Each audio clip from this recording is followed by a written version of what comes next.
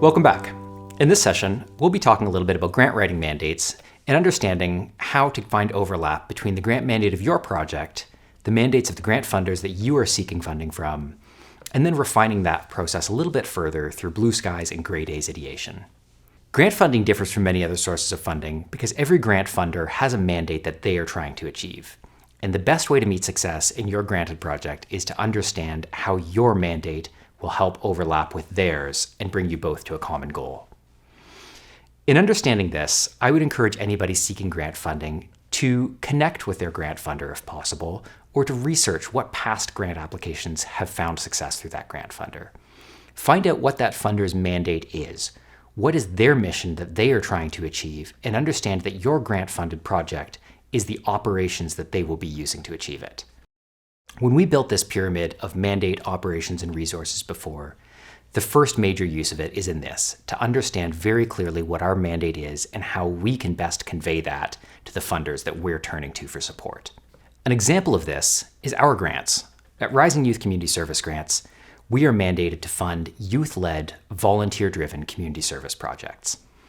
In working with any applicants, the first questions that we will ask them, regardless of any feasibility or budgetary questions that they bring us, are, is your project youth-led? Is your project volunteer-driven? And does it serve your community in a meaningful way? If they answer yes, we understand that this project is an operation that can help fulfill our mandate. And if they answer no, we understand that this operation, no matter how valuable, how viable, and how profitable it may be for them, it may not fall under our mandate and is very likely not something that we can support. When you're applying, the funders that you're applying for will very likely be doing the same thing. Understand when you're making your grant application that their mandate will be one of the first things that they look at, and your application will need to convey that clearly and deliberately. To better understand this, take a look at your application and the pyramid that we built in the previous session alongside each other. Connect what are your mandate drivers, what are theirs, and what are the operations that fill that in, and focus on those as you build out your application. Use examples, highlight how your operations will reach the outcomes that they are trying to reach, and highlight how your mandate is in alignment with theirs. When it comes time to pitch that grant application, the resources that are supporting it will almost always be directly correlated to how much your operations and mandate will help them meet theirs. As we move forward in refining this, it can help to understand a little bit what our projects look like as they land in the real world and begin to have tangible impact.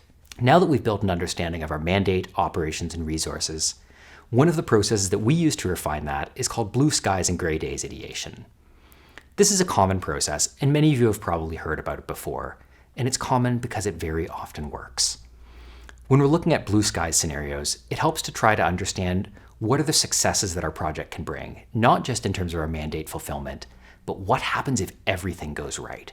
What happens if our communities are changed, if our world is transformed for this project succeeding? And how can we encourage that outcome? When we think about gray days scenarios, we are not just thinking about worst case scenarios, but we are thinking about what happens if the world gets in the way of our project, what happens if our participants or audience are not safe or not respected through our project, and how can we safeguard against these vulnerabilities and ensure that our participants get the best outcomes possible while moving towards our blue skies scenarios where our mandate is fulfilled to its fullest ability. So when thinking about blue skies scenarios, we think about what happens if our project not just fulfills its mandate, but transforms the community or transforms the world around it. Think outside the box in planning out your blue skies and imagine what would happen when we look upon that world transformed. An example of this would be if a community garden project were thinking about its blue skies. They would say that their community garden has brought pollinators back, repopulated bees and bats, that they've sparked a community food sovereignty revolution where everybody has gardens growing on their rooftops.